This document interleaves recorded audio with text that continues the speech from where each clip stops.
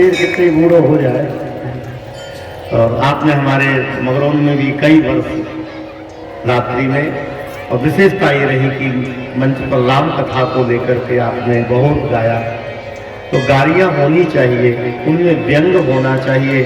और एक गारी हम लिख के लाए होंगे तो गाई पहली बार गा रहे,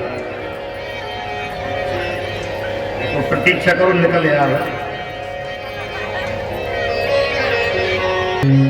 अरे पहुना के गए हो जन, एक सखी बोली इनको ज्यादा करे आओ नहीं, ये बड़े सीधे साधे हैं, लखन को छोड़ो। एक ने तो कहा दिया कि सुनो सुनो सुनो, हमने एक ऐसा नगर सुना है। अरे कहो साची साची किछु ना छुपाओ पहुना, जे जे छातानी बतिया बताओ पहुना। ये मिथिला पद है, वो बड़े भावपूर्ण है। एगो बतिया सुन के लागे मन में अचरज भारी, कि खीर खाए बालक जन्मौलिन अवधपुरी की नारी। हम ऐसे सुने कि खीर खाए और बेटा पाए, यही दुविधा को तने के मिटाओ पहुना। लखन जी गुस्सा गए, ऐसी कैसे सबके सामने बात करते, खीर खावे से बेटा भाई। तो लखन जी बोले अयोध्या वाले मित्रों, अरे खीर खावे से बेटा भाई माँ की जरूरत तो पड़ी कि नहीं पड़ी। एक नगर ऐसा सुना है कि ना बाप की जरूरत ना माँ की जरूरत, खेत में हल जोतो और बेटियां उगाओ, खेत में हल जोतो और बेटियां उगाओ। ओ लक्ष्मण कुमार की। और जब गा रही थी तालिका पर चढ़ करके, तो भैया लखन ने कहा राघव जी कैसे कैसे गा रही हैं, पिताजी को माता जी को। राम जी ने जैसे सखियों की तरफ देखा है, जो मुस्कान दी है, तो गाली देना कि दशरथ जी को, जनक जी को देने लगी गाली। तो जनक जी ने दशरथ जी से कहा समझी सुनो, इधर सुनना जरा। कहो, बोले ये गाने वाली के अयोध्या से लाए होगा। बोले क्यों? बोले हमको गा रही है, आपको गाना चाहिए। एक सखी बोली अरे पहुना को गई हो जनी, पहुना बड़ा धीर हो, पहुना को गरी आई हो जनी, पहुना बड़ा धीर हो, पहुना को आई हो। ऊपर से करिया बाणन ठाकुर सालिक राम जैसे, ऊपर से करिया बाणन सालिक राम जैसे, भीतर से निर्मल जैसे। ऊपर से तो सालिक राम भगवान समझ लेना, राघव सरकार की। ऊपर से करिया बाणन ठाकुर सालिक राम जैसे, ऊपर से करिया बाणन ठाकुर सालिक राम जैसे। अरे भीतर से निर्मल जैसे, भीतर से निर्मल जैसे, गंगा जी के नीर हो, पहुना को गई हो गई, पहुना बड़ा धीर हो, पहुना को गई।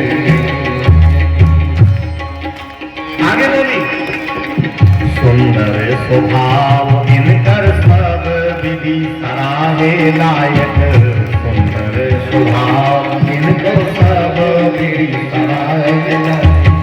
सिया जी के छाया जैसन, सिया जी के छाया जैसन, सांवला शरीर हो।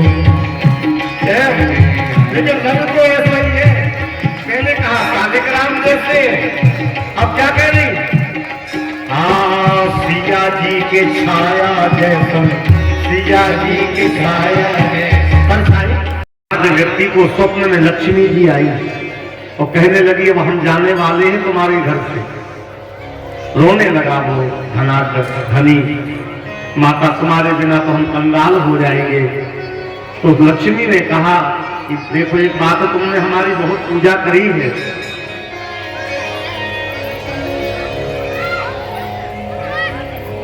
तुमने हमारी बहुत सेवा करी है। लक्ष्मी बोली तो एक वरदान देना चाहते हैं। कितना वरदान? जोर से बोलो। हाँ, एक वरदान मांग लो। तो धनी ने कहा अब इतनी जल्दी कैसे मांग ले, सोचने का समय दो, लेके ही मिलना है तो थोड़ा सोच समझ के मांगेंगे। ठीक है, कल आएंगे स्वप्न में। अब वो जगह और अपने बच्चों से कहा, लक्ष्मी जी जा रही है तो कह गई कि एक वरदान मांग लो। सब भाइयों ने अपनी अपनी बेटों ने बात करी, बहुओं ने बात करी। कोई कहता जमीन मांग लो, कोई कहता कि ट्रक मांग लो, कोई कहता बस मांग लो, कोई कहता नौकरी मांग लो, आदि आदि अपना मत अनुसार। छोटी बहू ने कहा पिताजी से कि आप ऐसी बात मांग लेना जो हमारे भाव में है। गुप्त रूप से बता दी। अब दूसरे फिर स्वप्न में लक्ष्मी जी आई तो अपनी अपनी बात सबकी बताई है। कहा लेकिन महाराज छोटी बहू जो कह रही वो हमको पसंद आया, वही दे दो। अच्छा, क्या कहा छोटी बहू ने?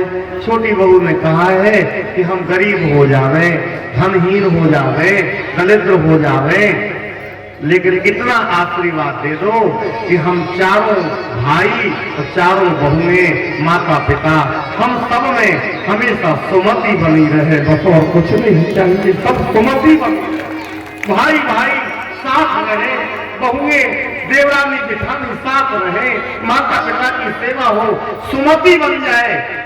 लक्ष्मी ने कहा वाह वाह वाह वाह, तुम्हारी छोटी बहू बड़ी चतुर निकली, बड़ी चतुर है, भली छोटी ये बुद्धि बड़ी पाई। एवं वस्तु सेठ हे भैया मैं जा तो रही हूं लेकिन बहुत जल्दी वापस आ रही हूं। कैसे? तो लक्ष्मी जी ने कहा कि जहाँ सुमति बाहा संपत्ति माना, जहाँ सुमति बाहा संपत्ति माना, बोलो जहाँ अब याद करके जाना सुनते हैं। जहाँ सुमति बाहा संपत्ति माना, जहाँ सुमति बाहा